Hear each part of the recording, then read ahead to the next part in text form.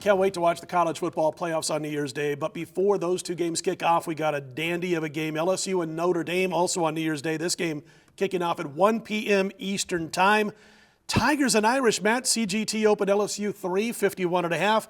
Not much movement. LSU still 3, the total up a half a point. Yeah, and the public fairly split on this game. About, 1.5 times as much dollars wagered on Notre Dame over the counter. But on account, over 90% of dollars wagered thus far on the Bayou Bengals. And I don't really see it. I've done a little looking into this game. People I've talked to have liked the Notre Dame side. But yeah, for whatever reason, thus far, maybe it'll change as we get closer to kickoff. But thus far, on account, sharper players, been all LSU.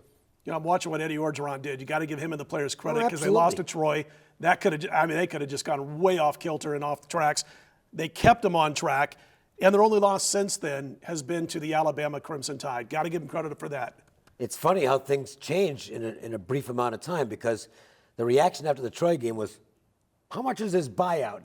Exactly. I'm serious. I'm not kidding. I mean, it was all over Twitter. It's $11 million. Give him the money. Let's get ready. And everybody was making fun of him because I think it was after that game, he just sounded like he had a bunch of marbles in his mouth at the press conference, and with the accent and everything. Anyway, everybody was doing bad impressions of Eddie Orgeron. Now they're doing good impressions of him. The team has come around nicely, and I think you do have to give him a credit. He's a very positive, upbeat coach. I think there's better X's and O's guys out there, but Orgeron is one of the great recruiters of all time in college football, and you can see why. His players, they'll run through glass for him, and LSU has played hard. The Irish did not end the season on a real positive note, but I think that was a big disappointment factor as much as anything else because they went from being a team that had a real chance to be in the playoff to all of a sudden they're not. And a lot of teams have that meltdown after their hopes get dashed. We see it at higher levels too. We see it in the National Football League and all the time when a team that looks like they're going to make the playoffs, then they don't, and they just mail it in after that.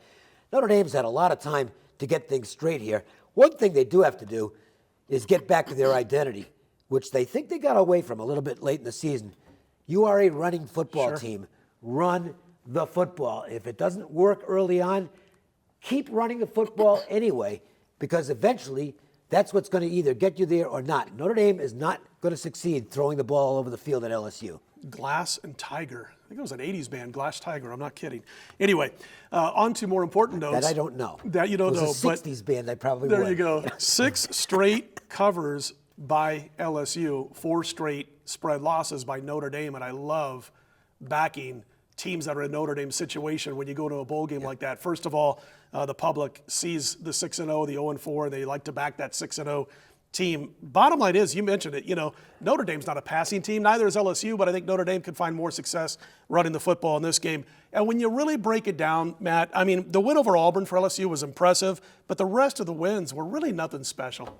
And the problem with the Notre Dame side is, to Dave's point, once you get knocked out of that playoff spot, for a lot of teams in other conferences, there's some fall off. You don't have to play this unbelievably tough schedule. But not only did Notre Dame have to play a really tough schedule down the stretch, but those are all teams that wanted to beat Notre Dame. That was a rivalry game for them. Beating Notre Dame meant something to them. So you have a demoralized Notre Dame team who just had their championship hopes crushed, facing teams that want to whip them, and it ended up being a really bad spot. But I do agree. I think everything sets up favorably here. And the one thing LSU did the second half of the year was run the football. But we know when Notre Dame was playing their best football this year, they stopped the run as well as anybody in the country. If they do that again in this game, I think the Irish will be victorious. I also think the freshman quarterback hit a little bit of a wall. He did, sure. Definitely. Now he's had time to kind of regroup, get his stamina, his second win.